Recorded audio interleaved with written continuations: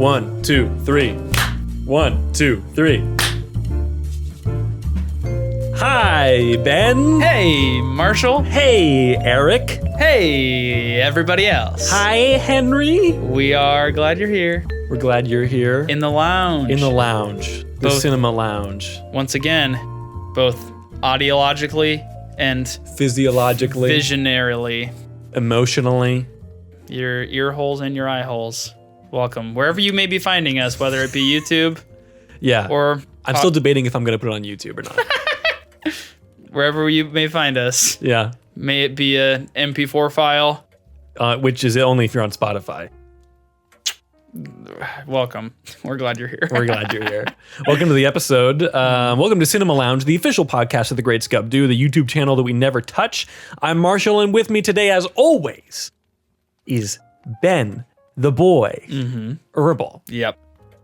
Hope maybe by the end of this thing will make me a man. Nice. Thank you. I'm trying to pilot different nicknames Nicknames for for you. me? Yeah. Our society needs to go back to good nicknames. Right? I was talking to my grandpa last night about how like all of his friends growing up were just nicknames that had nothing to like other first names that were their nickname somehow. Sure. Like first name George, everybody called him Steve, or like that. It's What is how that? did that even happen? It's great. Let's bring it back. We just don't do that at all anymore. Yeah. Nicknames are just dumb stuff. I want a cool nickname. Like, I've never had a nickname in my entire life. Mm-hmm. I'm Marshall. My mom and Laura can call me Marsh. Mm-hmm. That's it. Never had any other thing. Okay, we can Gamer do this tags for each don't other. count. Gamer tags don't count. Marsh Gammon, Marshy. Nope. We'll land on this. Yeah. The Marshall is like, but no one like. I'm not gonna call you that. Though. U.S. Marshal. Here's how a good nickname works. So my former roommate, My roommate, Hunter. my wife. my former roommate Hunter. Yeah. His nickname is Fish, because I know Hunter. yeah. And I already can that just fits. Yeah, I don't know the story. It does fit, and here's how it happened. My buddy Adrian used to say he was going fishing with Hunter Miller. Yeah. Then he changed that to saying, I'm going hunting with Fisher Miller. And then that turned into Fisher Miller and then just fish. That's great. So that's just like, That's great. It has to be like some weird word associations. Or my dog. Have you heard about my dog's name? No. Okay, so we haven't officially done this yet. This is what I really wanted to do. Okay. And I don't think we're going to this point. My dog's name is Clover. We adopted Clover with the name Clover. Clover. Yeah, hardly know her. We adopted Clover with the name Clover. It's a boy dog. Yeah. And we wanted to change it. We never did. But this is the best idea I came up with. Yeah. So we call him Champ. Champ is short for champagne. Oh, not champion. Champagne. Because, well, you might think he's a golden doodle. He's champagne colored. Okay. Incorrect. Champagne is short for Champagne Poppy, which we all know is the Twitter handle of Drake. Drake. His name's not Drake. So you don't. Drake is short for Draco. Are you? Oh. Draco is short for Draco Malfoy. His real name is Draco Malfoy. I think there's too many steps here. But we call him Champ. It's a good name. His real name is Draco Malfoy. Yeah. We call him Champ. You have 40 minutes? I can tell you the story of why we call him Champ, It's how good nicknames are and then your forged. guests leave. I'll come up with a good one for you if you come up with a good one for me. Okay. Or maybe on the Discord, the listeners can hit us up with That'd be good. Yeah. nicknames. Plug it up top. We got the Discord going. There's a few people in there. It hasn't been super active, but we're working on it. We're doing stuff in there. It'll be cool. I should message in it too, probably. You should message That in would be it. good. But it's pretty sweet. I'm always going to have all the links in the description. So you'll have the Discord, the Instagram, all the different stuff. And you can check that out.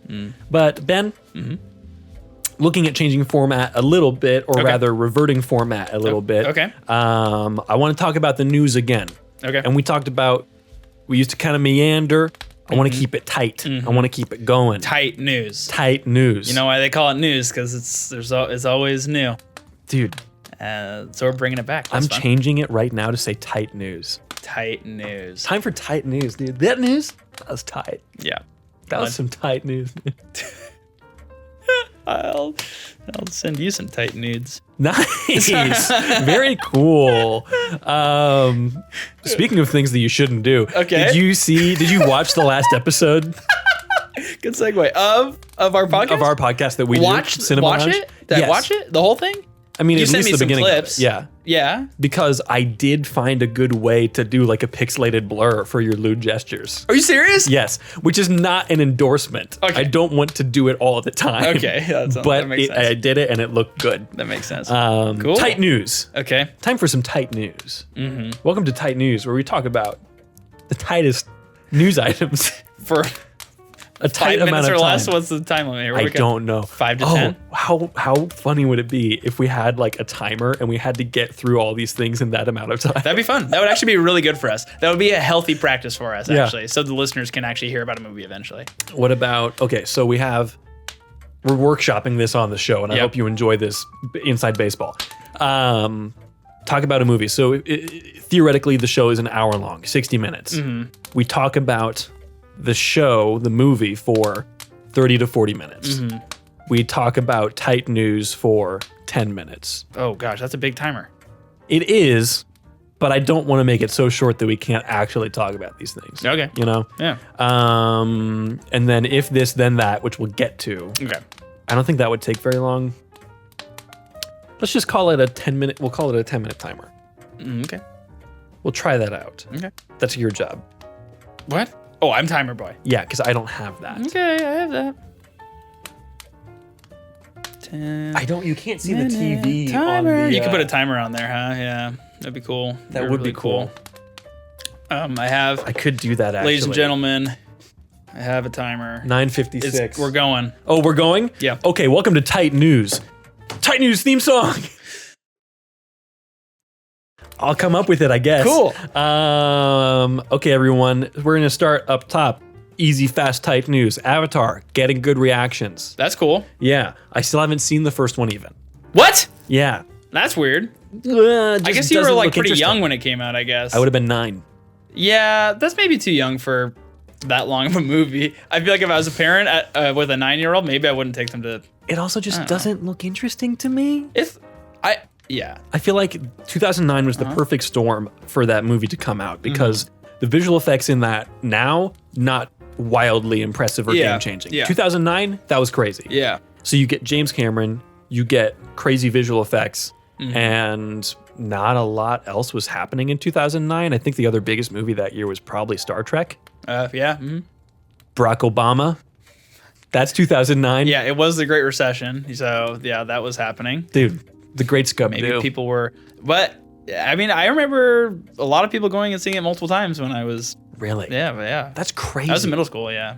Supposedly the new one's going to have to like double its intake to break even Oh, really? or to be profitable. Holy crap. Yeah. But that also includes. The budget for that also included the next one, too, because they were like filming back to back, right? I don't know.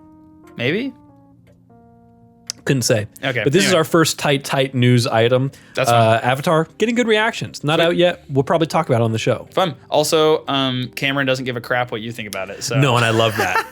It's so he's like, if I like it, entertaining. people will go to it. So He goes between seemingly arrogant and super based. yeah. The way that like John Carpenter every Halloween gets tons of interviews and he's like, I just play Xbox and write music all day, and every year I put out my hand in October and a check falls into it for thousands and thousands of dollars. That's So crazy. he's just living off of that Halloween money. Wow. It's incredible. That's insane. Anyway. Yeah. But yeah, so that's good. Good news. That's fine. Item number 1, tight news. It's not good news. It's tight tight news. news. Good reviews. Okay, cool, great. You The should morality probably of watch the the news. first one sometime. I'm impartial about You should the watch morality. the first one. It's worth a watch.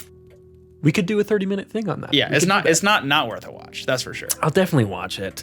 Next tight news. Mike Flanagan, director of Doctor Sleep, very good.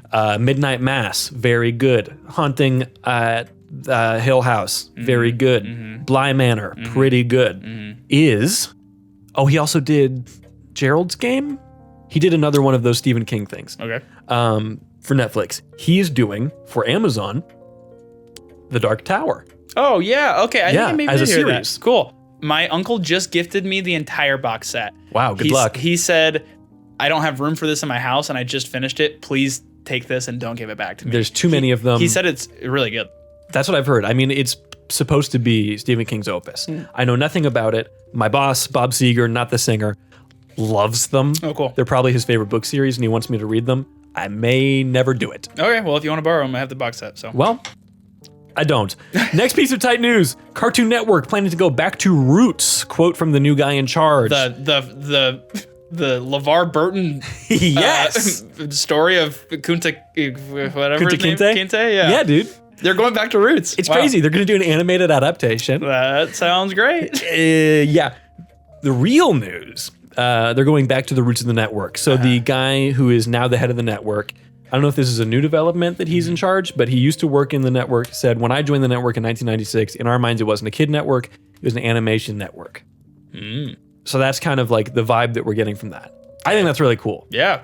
Well, this is like a month after there was a huge blow up on the internet of like They almost like Cartoon didn't Network is exist or dead something. or whatever. They like fired a bunch of people and were like rebranding. Why? Like I don't know. HBO. I was confused. Because it is part of Warner Brothers. It is Warner Brothers. Yeah. It's so confusing. But I like that. And that's good, tight news. That's cool. I need to do more research because that was very shocking to me because all I was thought I was supposed to believe was that It was they were dead. dying. Yeah. Yeah. Yeah. Okay. That's it for tight news? No, this is the big tight news. Oh. So here we are for more Warner Brothers news. Yeah. There was a Hollywood Reporter article that came out yesterday that had a few different scoops. So they're probably all nonsense, more or less, about the current DC Studios slate. So James Gunn, Peter Safran have been appointed as co-leaders of DC Studios. James Gunn, fantastic director of Guardians of the Galaxy 1, 2, 3, the holiday special for Guardians of the Galaxy, New Suicide the Squad. Suicide Squad, a lot of old trauma horror movies. Dude's really talented, and he knows these characters very well. And I'm great confidence in him. He also, very notably, likes to come out on Twitter and tell people when they're wrong. So he has responded to this article. Oh. Which is really cool. I love, like, this guy's not like Kevin Feige where like he's a businessman. He's like, he is a businessman, but also he's going to be like, yeah, this is what we're doing and this is not true and this is sort of true. So here's the things. Superman's future, not certain, apparently, with Henry Cavill. Oh. It seems like the reality here is that they're still just searching for writers and directors, which, okay, that doesn't mean that we're not going to get these movies. But there was suddenly all kinds of concern of like, did he leave The Witcher and now suddenly he's not even going to be Superman either? Whoa, yeah. Disaster. Next piece of tight DC news. Jason Momoa may be done as Aquaman and in as intergalactic bounty hunter Lobo. Oh, fun. Yes, Is the that main fun? man. That's weird. It is weird, but Within- also if you look at a picture of Jason Momoa and you put that next to Aquaman and you put that next to Lobo, you will very quickly say one of these characters looks identical in visual and personality to Jason Momoa. And it is not Aquaman. Interesting. It is Lobo. Has that ever happened before within like Within the same universe? Yeah, I know I don't that think so. like I know extended universes are like, you know, the past 10 to 15 years of existence, but has there ever been like a recast?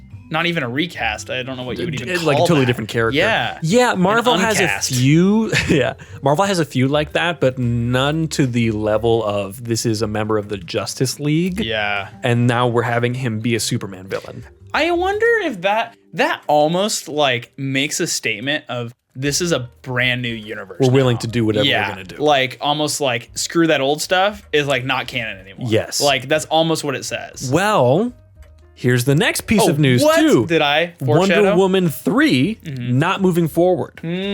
I saw that headline. Yes. So the initial news was they canceled it. Mm-hmm. The newer news is that apparently Patty Jenkins, director of the first one, the second one, writer of the second one, Mm-hmm. Was given the opportunity to rewrite this third movie because presumably it didn't line up with Safran and Gunn's DC plans, which they're going to be unveiling like next week. Oh, cool. They're like whatever phase of their DCU. Uh-huh. It didn't line up with that presumably, and she walked. Oh. So she had the opportunity to rewrite, said, no, I'm not a good writer and I'm not going to rewrite this movie that is probably bad. and then she left. Reasonable. Yeah.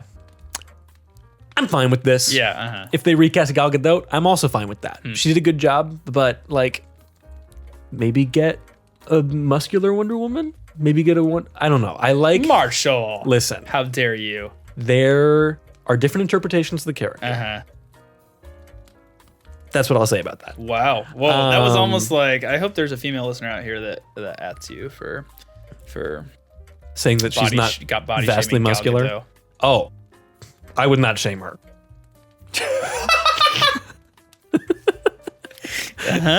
All right, moving on. But not muscular. Yeah, sure. She has, like, you have to believe that this person has superpowers because this is not someone who could beat you up. Sure. And that's fine because she does have superpowers. Also, she's made of clay. So you have to have a lot of suspension of disbelief here. And if you can't get past that already, then you're an idiot. But the interpretations of the character that I typically like and that I usually, when I draw Wonder Woman, that I would draw are like a more like traditional Amazonian type of Wonder Woman, where she's kind of larger, not like a bodybuilder, but what time are we at? You got to update me. Oh wait, we're like, how close are you to being done? I don't know. No, how close are you to being done? Close. Look at your list. That's my last list. This is a test run. What do you mean? This is a test run. It's the end of Titan News. I want to see how it felt for you without thinking about the clock. Oh my gosh. Yeah, 15 seconds, dude. 15 like seconds. Not like a bodybuilder, but more like a power lifter, like large, not defined. 10 seconds. That kind of thing. Yeah. That's the way I picture it. The way that Darwin Cook draws Wonder Woman. Look 7 up DC, seconds. The New Frontier, Wonder Woman. 5 seconds. And that's what we need to get. I want Henry Cavill to come back. I don't care if Black Adam made a profit or not. And that's been the news. Tight News is over. So this week, we're here to talk about Master and Commander Far Side of the World, directed by Peter Weir and starring Russell Crowe, Paul Bettany, Billy Boyd, other people, James Darcy. That's another notable person in this. Cinematography by Russell Boyd. Performances, I already said that. The score is by Iva Davies, Christopher Gordon, and Richard Tognetti. These people have not done anything else notable, wildly notable at least, that I could find. Written the novels by Patrick O'Brien. There are about 20 novels in this series.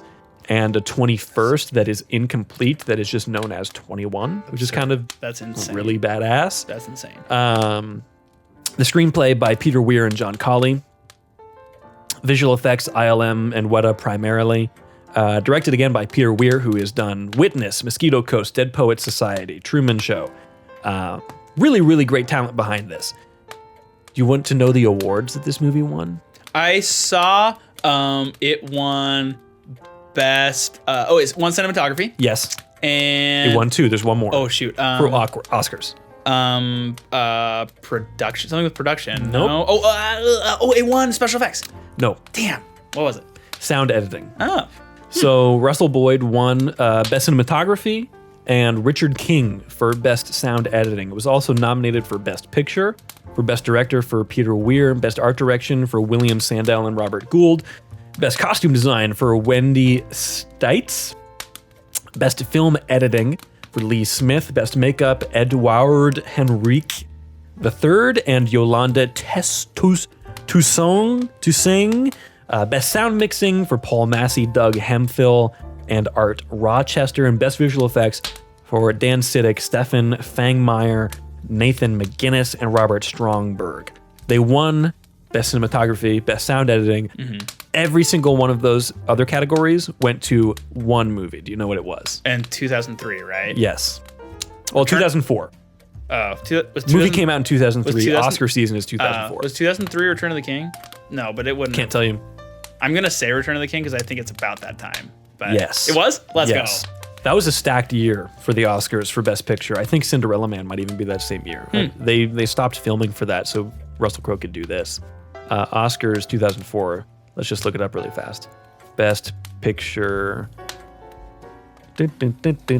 So, which is kind of crazy, Marshall, as you look that up. Yeah. Because we were talking before the pod started, when we were off air. We were talking about how, for the most part, this is like a pretty under the radar movie. If you're thinking about Russell Crowe movies, Yes. people aren't really recommending this. It didn't do very well. I feel like I knew it was out there, but why? I don't know why this isn't a movie that more people, even within like the war drama, like historical war movie, it doesn't get brought up in like the top list that often, which is pretty surprising to me after watching it. It doesn't.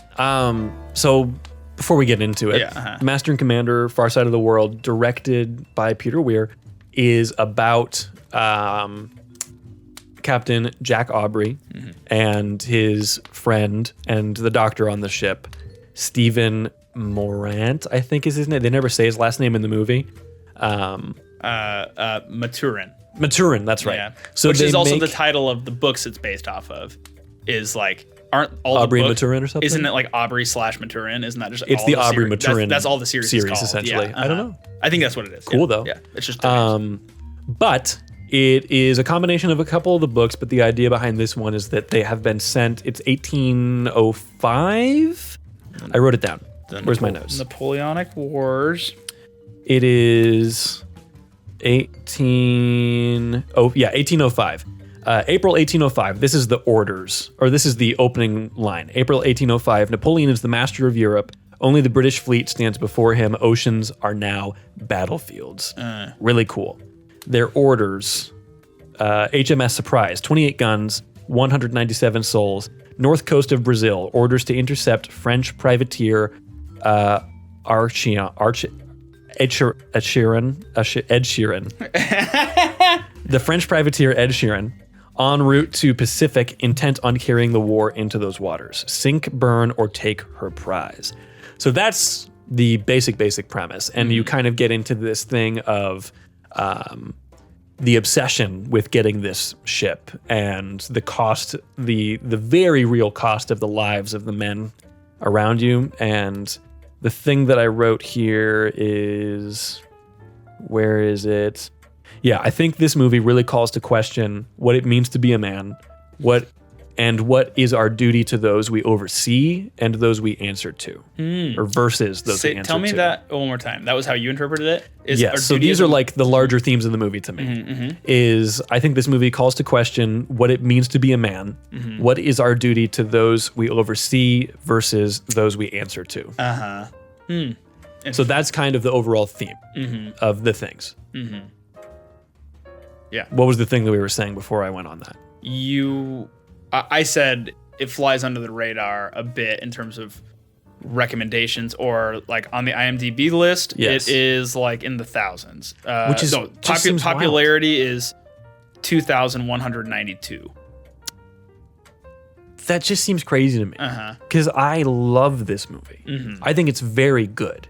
It very much has those Gladiator vibes even. Like it gives me the same chest feeling as Gladiator. Yeah. In a different way, but that same kind of feeling. Yeah. Yeah, I would agree with you. I also think for a period piece, there's a lot of good detail and the way they tell it historically compared to some other period pieces. Like, they really devote a lot of time and energy to research, to compared to Gladiator.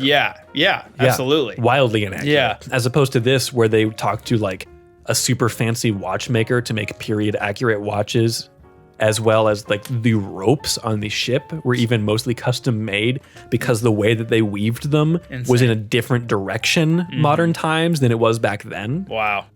No one would notice or care. Seriously. But they did that. They did like boot camp training for all the actors to like know how to actually tie the knots, and, all the lingo and all that stuff. So it felt as though they were crew. I know that like Russell Crowe was acting as captain, like on set, like treating the crew like they were the crew. And he said walking between his dressing room and the set, he'd be called like captain 30 times on the way. And that's so like, great. It kind of got to my head. Like, when he was like, he would have them play rugby all together as well. Oh, really? Oh, yeah. Fun. Nice. Then, gosh, Paul Bettany also went and visited the Royal Surgeons Academy in order to learn how to use the 18th century implements. Wow, interesting. Which we only see him doing like 2 times in this. Yeah, the history teacher side of me was honestly surprised that no teacher had ever like shown this on like a sick day. They're like, no one wheeled in the TV cart for this one, which is kind of surprising to me. I feel like there's a lot of Yeah, a lot of like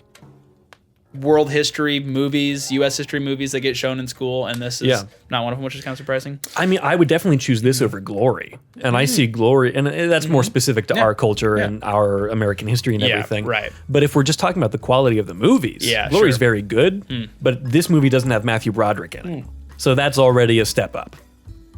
Take that, Matthew Broderick. Yeah. But also, This new segment is Matthew Broderick roast. it also doesn't have Denzel Washington, so That's rough. That's true. I know.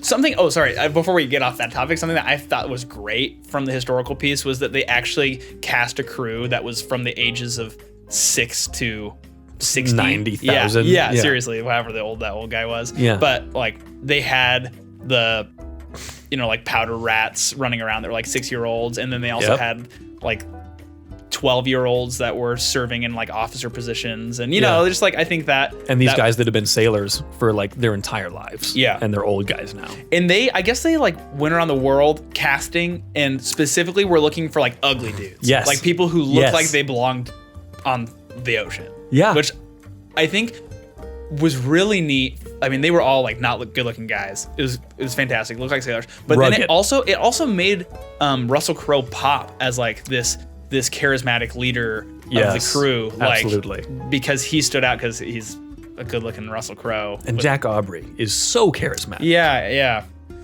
I saw someone who was writing, and they kind of highlighted the differences between Captain Aubrey and Dr. What's his buckets. Steven. Yeah, that like those two characters, like Aubrey is an old-fashioned guy who doesn't really exist anymore in the modern, we kind of harken back to whatever the heroes of the past, and like, man, we wish there were men like that. And then the Doctor is like a modern man who is philosophical and heady and thinking about the war and stuff like that. Anyway, so he's it's like not kind as of tied like, to the traditions of duty and everything. Yeah, that conflict between the two of them as friends is kind of something that the audience is also maybe wrestling with. Yeah, which is very good.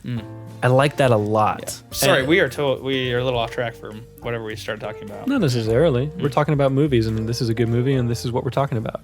We can talk about performances. We're talking about performances right now. Perfect. I think Russell Crowe is very good, and I think Paul Bettany is, at times, even better. Like, he's definitely the supporting actor here, but I think that he has some moments in this that are just, like, top tier. The moment when he walks over the cliffside and sees the Ed Sheeran, the ship, you just see him go through every stage of grief. Because his friend has finally given him this opportunity, and he's even said, like, we're gonna go back home. We're good here. We're headed out. We've lost them, And whether he believes that or not, that's the decision he's made for his men and for his man, his buddy, and all of that. And the moment that he sees that, the Ed Sheeran, he knows, like, we're going. This is what's about to happen. Yeah. A bit of like a smirk on his face, like shock to sadness to like, of course, this is what's about to happen. This would be what would happen. Gosh. Destiny. Yeah. And it's like, it's kind of tragic, but you get that call to duty that they kind of fight back and forth on, and you get that really good argument between them towards the middle of the movie. Yeah. Where the crew thinks that Holloman is cursed, that he's a Jonah, which is a cool term that apparently is like a real thing that they would, like, if they thought this person was the bad egg that was causing all this bad luck, he's a Jonah. And that's just, man, these old cool sailor things. I love that. Yep. And so the one guy, Nagel, he just brushes past him, doesn't salute him. So the debate now is, we have to flog him because that's what we do. And the Doctor is saying, that's barbaric. Like, why would we do this? Like, just reprimand him. We're going to flog him for not saluting. And you get this debate between those two ideologies. And that, I believe, is before they go. That's before they go to the Galapagos Islands to do the surgery and everything. And I think that is kind of the moment when they both, for each other, accept, like, they give a little bit, where the Doctor starts to understand, like, okay, there's the duty here. And then Aubrey also understands, like, not everything can be the duty. Sure. Not everything can be the duty. He realizes, like what I was talking about, where the line is between your duty to your men and your duty to those who give the orders above you. And at that point, he's chosen his men. But if the ship shows up, the ship shows up. There's nothing you can do about it. You got to do your job. Yeah. I think that's really interesting. I think that's cool. Yeah. Why do you think so? Great great performances, great set, great production value, obviously great cinematography. Why do you think it hasn't stuck in 2022? I don't know. I think it's just because Peter Weir, you can tell that this is based on a book. It's slow, and it kind of meanders a little bit, but not in a way that I ever personally lost interest. Like, I was completely invested in what was happening the entire time, and it's almost like you get different episodes as it's going on, where like the initial episode is like, we find the ship, and then it's, oh, we lost the ship. What do we do? How do we get away from them? They're behind us, and they do the cool like distraction maneuver where they make the fake surprise behind them, which is so cool. And then you get another episode that's all about the curse and the men don't have water and what's going on, and then that ends with Holloman killing himself and his funeral. Which, what a cool eulogy. I have that written down here somewhere too, if we ever want to get to that. When he opened it up and it was the Book of Jonah, and he closed it and gave a eulogy off the cuff instead. Yeah. So cool. But I think that is part of it. It's just that it's kind of slow, but that's also like kind of what Peter Weir's movies are a little bit. Like, I feel like his movies have, like, compare this to Dead Poets Society. That's not a wildly invigorating, fast-paced movie. It's very slow and meditative, but it's very good. And it kind of wrestles with those same things of like, what is it to be a man as well? Not that that's a wildly common theme in Weir's work specifically, but I think that those movies are bizarrely similar in a lot of ways. So why is Dead Poets Society this iconic classic of all time, as opposed to this, which, for better or worse, isn't? Yeah. I don't know. I would put them at least on the same level. Yeah. I think comparing the two, for sure, I think the Dead Poets Society speaks to a lot more people's experience in life better than this one does. I also think in general, I don't think like the wrestling and the characters was never, I think it was resolved pretty easily by the end of the movie. Sure. Like, I think in the end, you're like cheering him on. Like, there's clearly still good guys and bad guys. Like, it's like an epic adventure. Like, one of those movies where there's a hero and you can just sit back in the chair and root for the heroes, and that's okay. Because I think it's telling a good story. I don't think it needs to go deeper. I don't think it needs to wrestle existentially with war. What is it good for? I think it's okay that it doesn't. Absolutely nothing. I think that this is like an epic story that you tell around the campfire kind of thing, like spanning oceans. You know, I think the grandeur of maritime and naval combat. Yeah. Like I think this feels like that, and that's the story it's telling.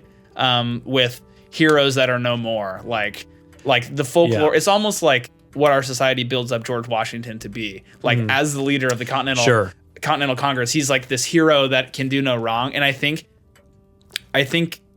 Russell Crowe plays that here. You know, he is like unabashedly leading his men because there's this brotherly love on board, and you know, like it's like this hero that doesn't actually exist in real life. Sure. And I think that's okay for the story it's telling. I think you get a little bit of that in the story as well. The way that they talk about Lord something or other. I don't remember the character's name, but the guy that is supposedly this legend and everything. Horatio Nelson. Lord, Nelson. And like you get a couple stories told about him. It's like, here's the book of all his battles, and you can read that, boy. Enjoy this. And yes, actually, I believe it's on page 135 is a battle that I was in that he won and all that. So you get him talking about that and talking about like reminiscing about just the quality of this man and everything. Yeah. And, you know, certainly there would be, you get then the doctor actually in that same scene where he tells the story about him at dinner, talking about how, well, then he must have been, because Russell Crowe, Captain Aubrey, tells this very nostalgic, romantic story of like, he was a man who inspired pride and everything like that, blah, blah, blah, blah, blah. And the doctor's response is, well, then he must be the exception to the maxim that power corrupts. Yeah. And he's like, I guess so. And it's just kind of like an awkward moment of like. You even see that within Captain Aubrey's character arc almost, where the doctor calls him into question, like, now it's gone to your head, the pride, like you're putting the mission above your men, and you know that kind of thing. There's so the more I think about this movie, the more I love it. Like I just enjoy this movie so much, and it's slower and it's more thinky than Gladiator. And I think Gladiator drags longer, I think, if I'm being honest. I think so. There's like a middle period to Gladiator that's just like, we're still going. Yeah. And that could be also just because like there were things that they had to change because of like an actor's death, a main actor's death and everything. Certain story beats had to completely change. I don't know. Anyway. It's also more of an action movie than this is. Yeah. It's hard. I find lately that I really enjoy the feeling of movies that are based on books that are trying to do as much of the book as possible. Interesting. Not trying to do as much of the book as possible, but trying to be as true to the book as possible. Yeah, that's interesting. I saw that the guys who wrote it took the books and they would like essentially cut out sections of it and label it like Captain Aubrey or Crew or Boatswain 2 or whatever character it went with, and then they handed them like stacks of those notes if they needed like acting inspiration. Yeah. That's so cool. Yeah. Anyway, speaking of trying to follow the book and using source material almost. I really enjoy that slow exploration of character. And maybe it's just because I'm so used to the pace of like Marvel and action and stuff like that, that modern movies feel like they have to move faster, that I just enjoy the slowness. The same thing with like, have you seen Paul Thomas Anderson's newest movie, Phantom Thread? Oh no, he just did Licorice Pizza. Have not seen that either. But Phantom Thread is that same kind of thing where it's just like kind of slow and kind of understated, which is also kind of a P.T. Anderson thing. There Will Be Blood is that way, where it's very like slow-paced character study kind of thing. And me personally, that really speaks to me, and I really enjoy that kind of thing. But I can understand why this wouldn't be everyone's cup of tea. I wonder if too, like, I wonder if this came at the tail end of a lot of movies like this. Maybe. Like, historic male lead, good guy wrestles with hero's journey. Yeah. Whether it's like Braveheart or Gladiator or The Patriot or Last Samurai. Last of the Mohicans. Yeah. Like all those pretty similar timeline. And I wonder if by 2003, people were just done with the famous lead does historical hero. Because they specifically intended for this to be a franchise. Oh, and then it didn't really? Yeah. Oh, because of the book series. Yeah. And then it just didn't do box office well. So when it closes on a cliffhanger where they're like, well, we better go get the guy who's pretending to be the doctor, but he's really the captain. The captain who's pretending to be the doctor. Yeah. That's like the adventure continues kind of thing. Like, so I think to a certain degree you could read it that way. I think looking at it as a standalone, I do read it just as, here we go. Here's another one. There's like continuing stories are happening in this world. This isn't a one and done. These guys don't stop existing after this. They're going to keep fighting because even after the movie ends, the call to duty does not. And I think that's really cool. I really love the way this movie ends. I think that's really interesting and really fun. That they're both just like they play the music together, you know. They're in harmony together at that point. You get that cognitive dissonance between the two of them in the middle of the movie, and then by the end, they're playing their instruments again. So many movies came out in 2003. Yeah, at least 4. What? Holy cow! Sorry, so I'm just looking at like box office 2003. Yeah.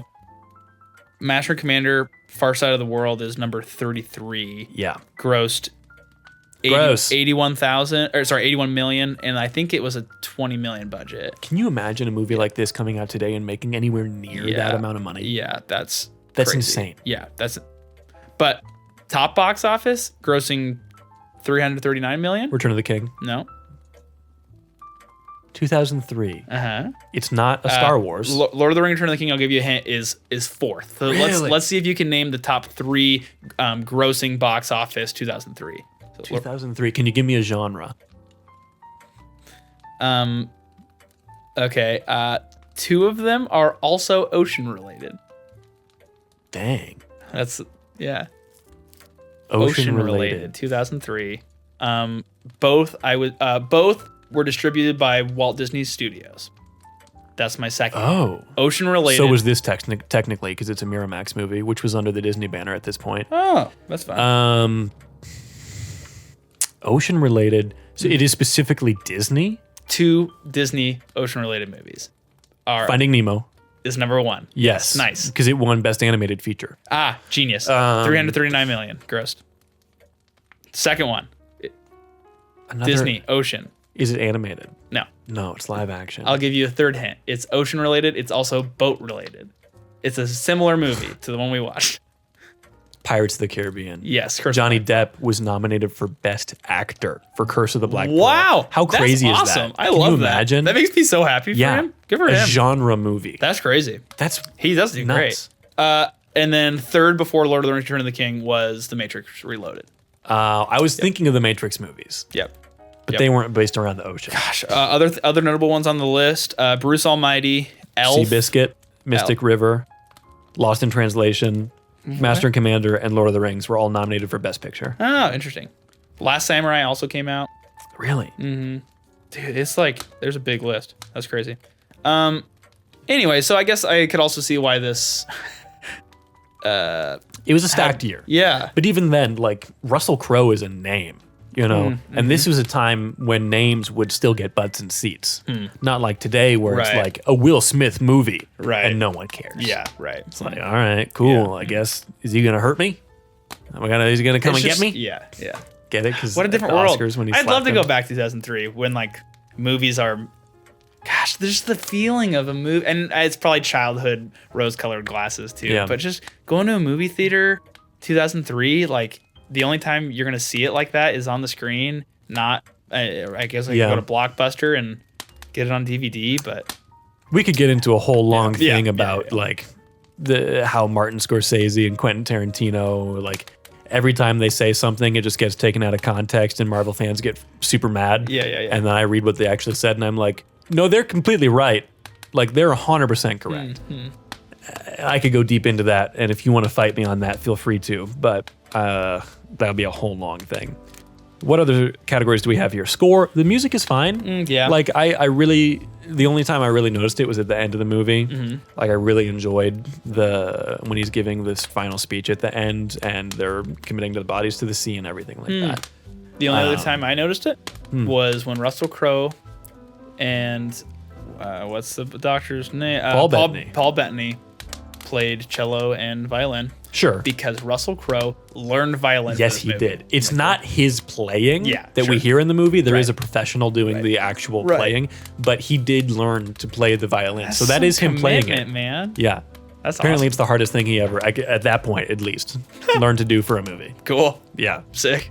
no doubt. Yeah, that's fun. Pretty fun. I wonder on if Paul him. Bettany knew how to play the Cello? cello, I don't know. the fat guitar, as I call it. That's also how he plays it at the end of the movie. So That's what it sounds like when you play a cello the correct way. But yeah, the music's good. Cinematography. I think there's something to be said for subtle cinematography. There's like on one side of the spectrum is on the, let's say on the bad side, is just uninspired nothingness. And on this side is Roger Deakins, and doing the assassination of Jesse James by the coward Robert Ford.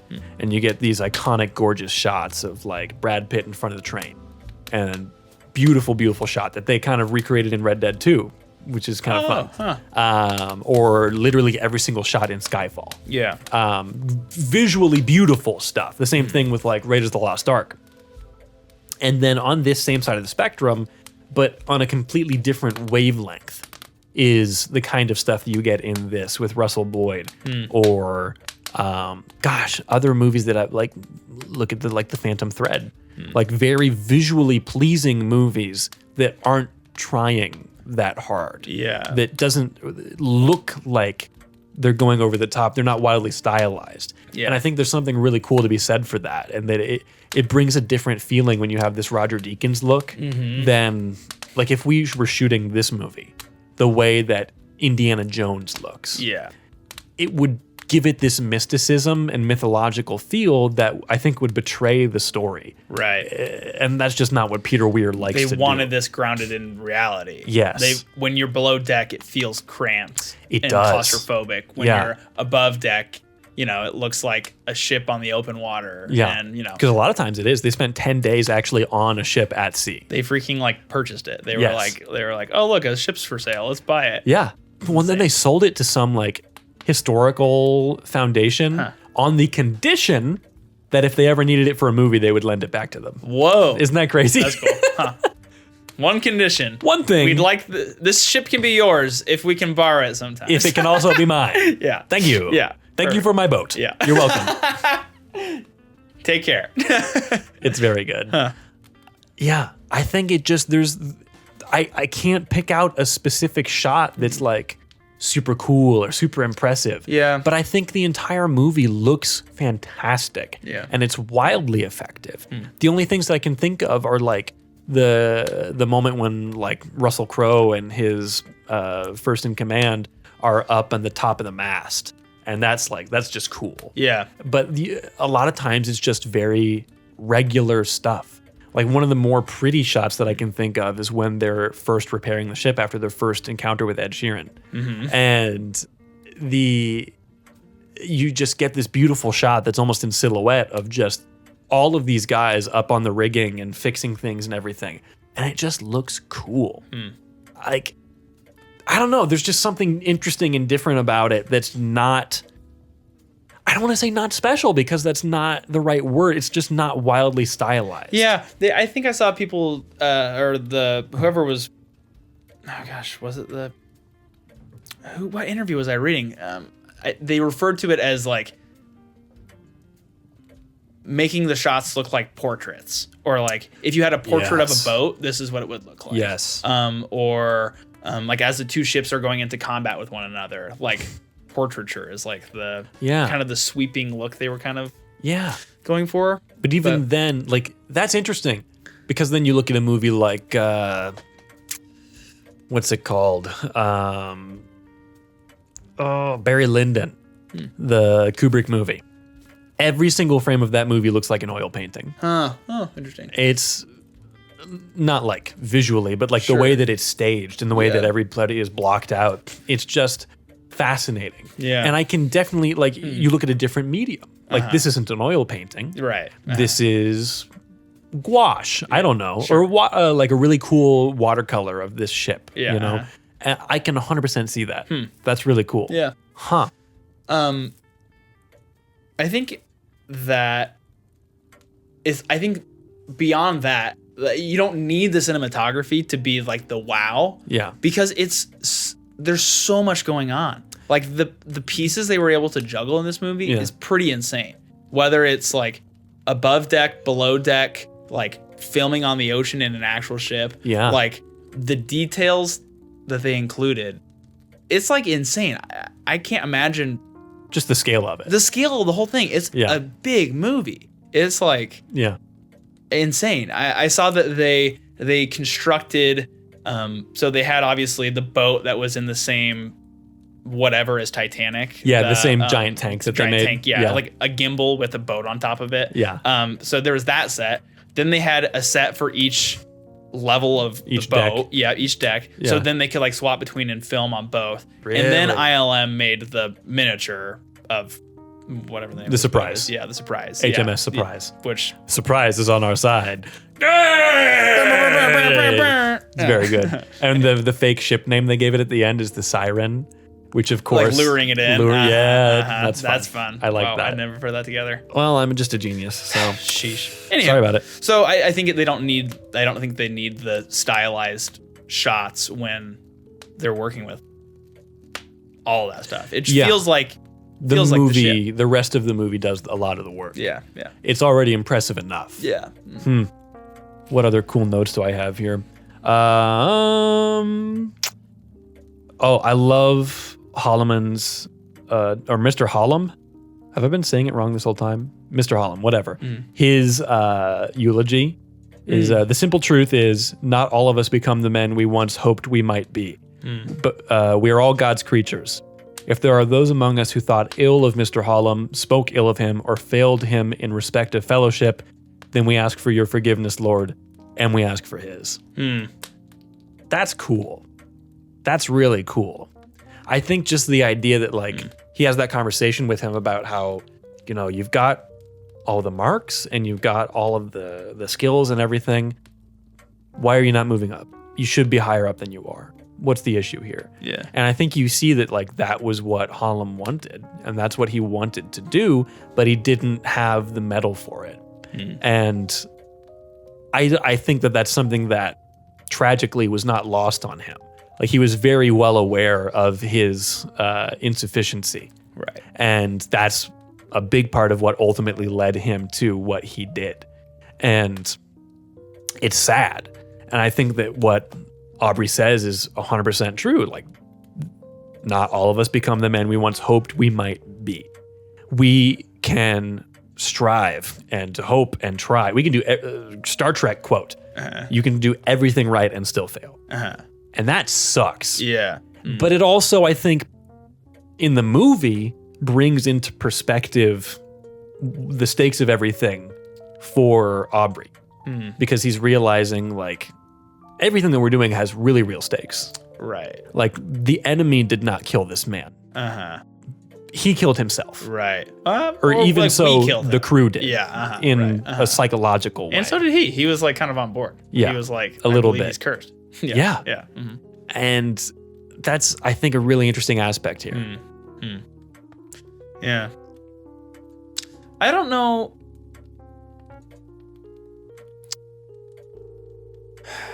I think it's so tough because I feel like the movie wants me to be fine with him killing himself.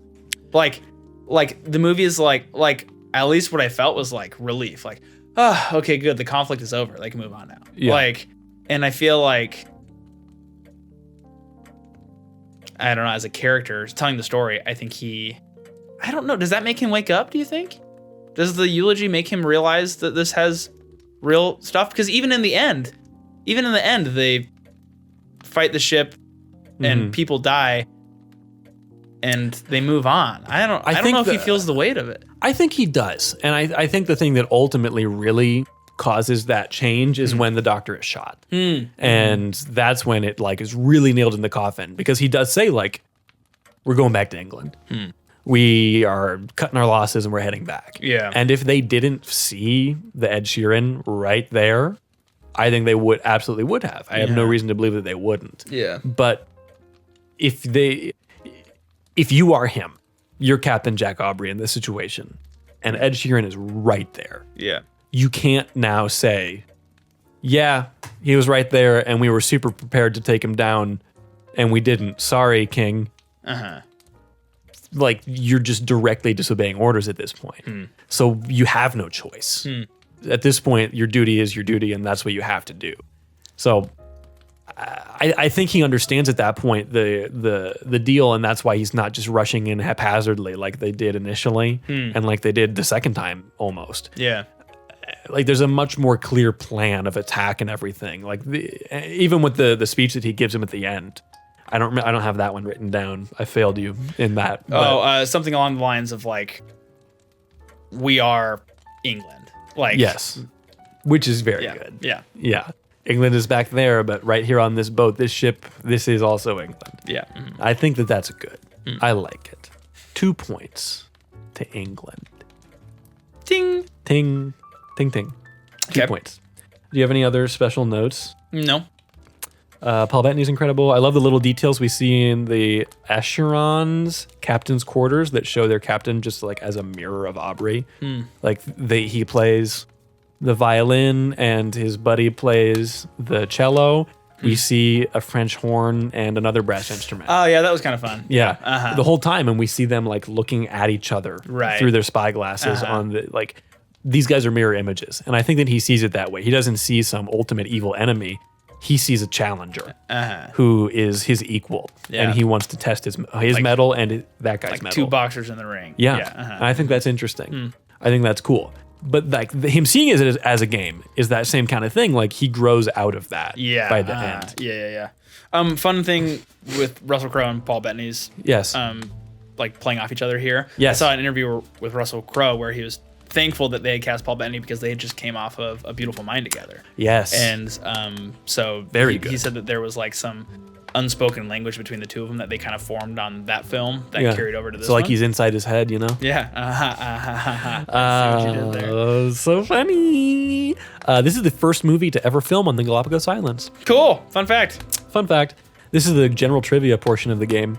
The movie is intensely accurate. The timepieces, the rope, they actually shot an actual typhoon for the storm sequence. Cool. They went and shot lots of footage in the same area around Brazil. Sweet. Just because they happened to be a ship going around that way. I saw that like sailors came out of this movie and they were like, "Wow, how did you make it feel like you were like rounding the Cape or like Cape Horn? Like how did?" Yeah, it's because we were doing that. Yeah, like Yeah. we sent out a film crew and It's like veterans watching Saving Private Ryan. Yeah. Yeah. Same Crazy. kind of thing, yeah. Ben, Huh. that's Master and Commander. Yeah. Far Side of the World. I have a question. Yes. Oh, because they do They do the like little this or tip of the something. cap. Yeah. This. Yeah. Ooh, tip of the cap. don't flog me, Captain. Yep. You. Oh, please, no, thank you. Yes or no? Yes. Yes. Are you gonna ask me now? Oh, Marshall. Yes or no? About what? Master and Commander, the far side of the galaxy. Oh, Excuse me, the far side of the world. Yes. I really, really enjoy this movie, and I think that it is a wildly underrated gem. Yeah. You should watch this. Yeah, number 2,192 on popularity. Oh, jeez. Apparently it's time to end the news. Uh-oh. Well, Ben, Anyway, next segment. if this then that. If this, then that. Okay. Theme song. That was good. That was good. I've got a couple for this. You have a list though too, right? I have 3. Okay, go. No. You. Well, I was trying to think of ones that you wouldn't recommend. Okay. So obviously, if you like this, then find other historical action drama type things. Yeah. The whole movie, I kept telling my wife that it was My wife. I kept saying, "Man, this is the best historical romance I've ever seen." And I was trying to convince her that it was a love story between the doctor and the captain. Yes. Super fun. That's hilarious. Obviously, yeah, go watch all those ones that we were talking about earlier in the show. The one I was hoping you didn't have on your list, I was going to say, Our Flag Means Death. If you're feeling like some high seas shenanigans on a boat, that's not historically accurate. Yeah. But it's fun. And also like completely different. Like it's a comedy. Yeah. It's a funny show. Yeah. But if Yes. if you're wanting some high seas fix, I'd recommend that. It's pretty Yeah. fun. They're on a boat. They're pirates. Yeah. It's fun. Reese Darby is great. I didn't finish it. I didn't love it. Huh. Just because I've gotten to a point where I'm kind of tired of Taika Waititi. I can't Wow. help it. I really Wow. like Reese Darby though. Whoa. Did you like Jojo Rabbit? I like Jojo Rabbit. Oh. I don't adore Jojo Rabbit like most people do. Interesting. I think that Taika Waititi's best movie is Hunt for the Wilder People, and he Okay. will never make a Wow. better film than that. Okay, I think that his ego has surpassed his talent. I think Jojo Rabbit is good. It also has a big strike against it because I just don't like Scarlett Johansson very much. Okay. The serious stuff at the end, extremely good. But his humor just doesn't super land for me lately. So I don't know. That's what I say about that. Anyway, sorry, you have a list over there. That was my hot take. That was a fun one if people wanted it. It is a fun one. Yeah, it is a fun one. You can also watch The Pirates Who Don't Do Anything on VeggieTales. A classic VeggieTales feature film. Jonah and the Whale. It's a very good one. What else? Yeah. You have a list. You've read the list. Maybe I'll read my list then, Ben. Okay. So on my list, I have Gladiator. Okay. Another Russell Crowe epic. Very good, similar like guy movie kind of vibes. The Patriot is another one. Different. That one takes hits for me from historical accuracy compared to the other ones. Certainly. But anywho, yeah. The Patriot is good. It's a different vibe. Certainly. If it's rerunning on AMC, then go for it. But. Yeah. The Last Samurai also not historically accurate. Yeah.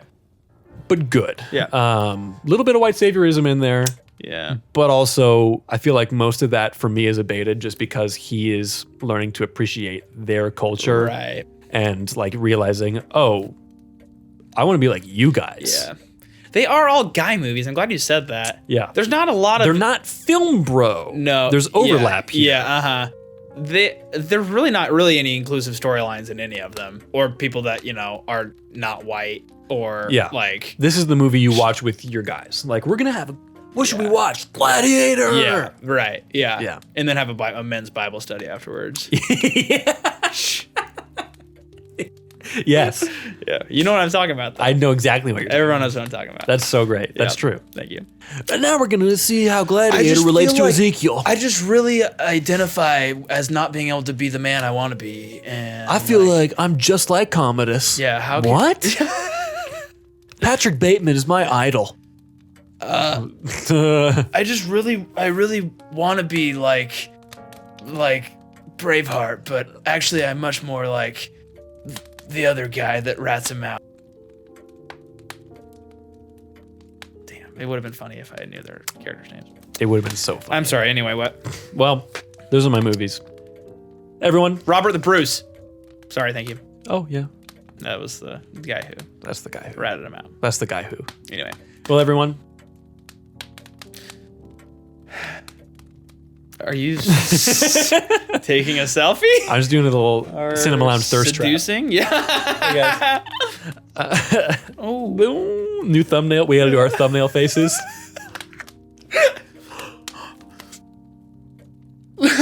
Cinema Lounge gone wrong. Emotional. Yeah. Everyone, this is why Cinema I'm Lounge. quitting YouTube. Why I'm quitting Cinema Lounge. Yeah. No! Welcome everyone to Cinema Lounge. End of episode. We hope you enjoyed the episode. We hope you enjoyed the movie if you watched it, and if you watched this or listened to it, thanks for being here. We appreciate it. We're gonna try to really dig deep and hard into this show.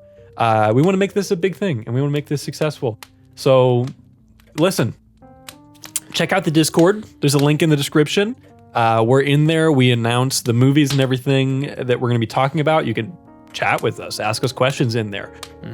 It's a really great way to interact with us and with other fans of the show, as well as other previous hosts of the show. The original Ben is in there.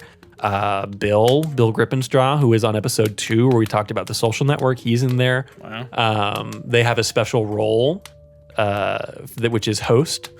Or guest. They have a guest. We're hosts. Sick. Pretty great. I think Ben, I also gave a special role to. I don't remember what it was. That makes sense. Original recipe Ben. Host emeritus. Yes. But yeah, that's a great way to keep in touch with the show. Also, the Instagram Cinema Lounge Pod, which will also be linked in the description. We post stuff on there. There's always the video preview that gets posted on there that won't necessarily be in the Discord just because of the file size. So you'll see that on the Instagram. I want to start doing TikToks now that we have video. We'll get there. Not there yet. We're working on building a website soon. It's a slightly expensive endeavor, but I don't want it to be a thing that we have to actively maintain. So I'd rather spend the money than have to like do a lot of HTML messing. Yeah.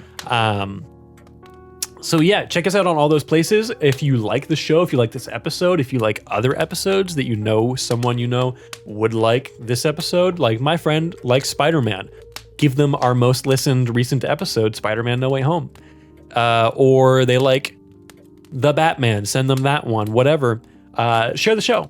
Send it around, send it to all your friends, everyone you know, your dad, your mom, your stepmom, your great-grand stepmother, and all those different things. It boosts the show wildly, even just giving it a share on Facebook or on Instagram, whatever.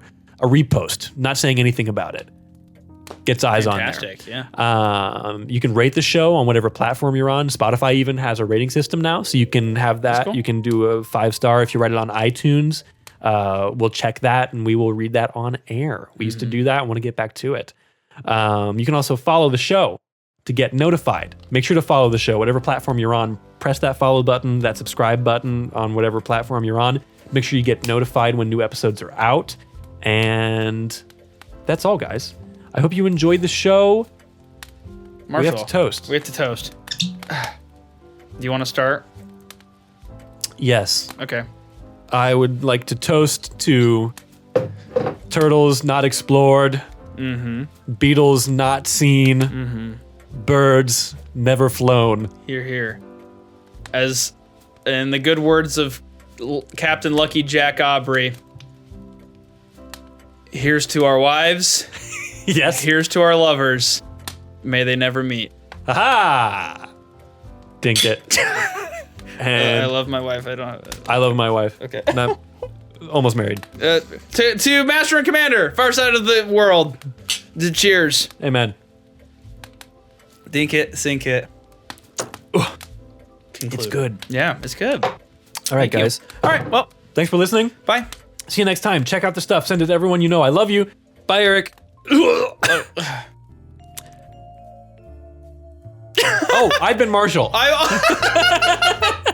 I've been Ben.